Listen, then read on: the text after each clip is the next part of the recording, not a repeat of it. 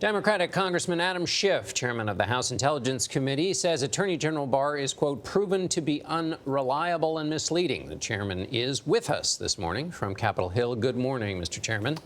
Good morning, John. Let me pick up where Nancy's report there. So there is this discrepancy, which we're learning about between Mueller and Barr. But as the Department of Justice says, it was the entire report was released. There are some redactions, but the report was released.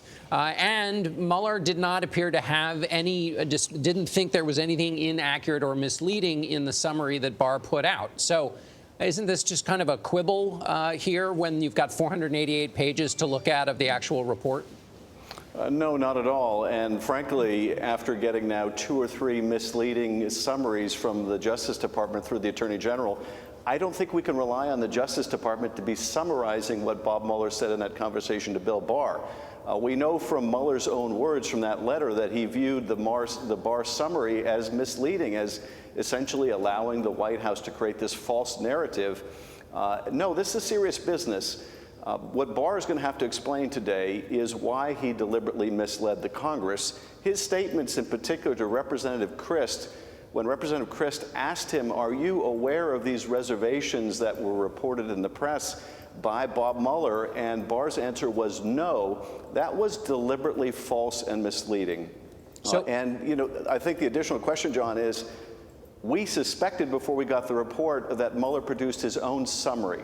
So why did Barr feel it necessary to create his own summary to help the White House in this way? And now we know that not only did those summaries exist, but that Mueller had pleaded with him to release those to the public. So I'll ask it this way. Did the Attorney General lie to Congress?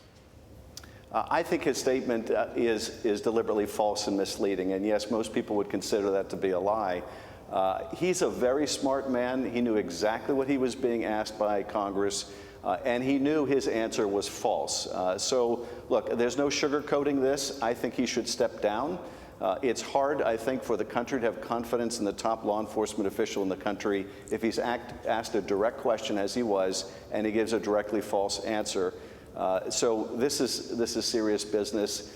It is, you know, after 2 years of work in an investigation implicating the President of the United States, for the Attorney General to mislead the public for an entire month before releasing that report is inexcusable. Are you concerned, Congressman, that Barr and the White House have now shaped the narrative on this story, and that what really will change, what will really come out of this hearing today, no matter what he is asked?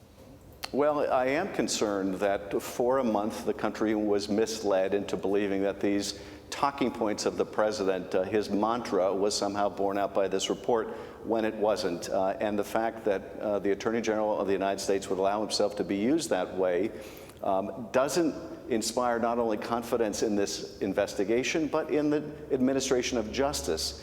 And this was, I think, probably the most salient point of that Mueller letter, and that is, it undermines the public confidence now in this investigation. And after 2 years of hard work, I can understand why Mueller would be so upset about it. In terms of the hearing today, I think the Congress needs to get to the bottom, not just of Barr's misrepresentations, but the fundamental issue of why Barr arrogated to himself to make a decision on obstruction. Barr, you know, postulates that he was required to do this. He even suggests that he was invited to do this. None of that is true. He could have simply said that Mueller wanted to present this to Congress, and that's what I'm doing. We're not allowed to indict him, and therefore we're not going to pronounce judgment. We're going to leave that to Congress. That's not what Bill Barr chose to do. He chose to be the personal lawyer for the president instead. Chairman, you have asked for Bob Mueller's special counsel to testify. The Attorney General has said he has no problem with it. Do you have a date set for that? What's holding it up? And when will you be given the underlying evidence? We don't have a date, and we've asked for one, and we've pressed for one. And I think what we're seeing is a continuation of the same, and that is Barr wanted his testimony to go first. He wanted to continue to push out, I think, this misleading narrative before the country actually gets to hear from Mueller. So, you know, we have a month-long unnecessary delay before the report comes out. Of course, there was no necessity for Barr to put out his own statement or letter before that came out. And now we have Barr again wanting to delay Mueller so that he can further cement this misleading narrative. Well, that may serve the president well, but that's Rudy Giuliani's job. It's not the Attorney General of the United States' job. All right, Chairman Schiff, we're going to have to leave it there. Thanks so much for being with us.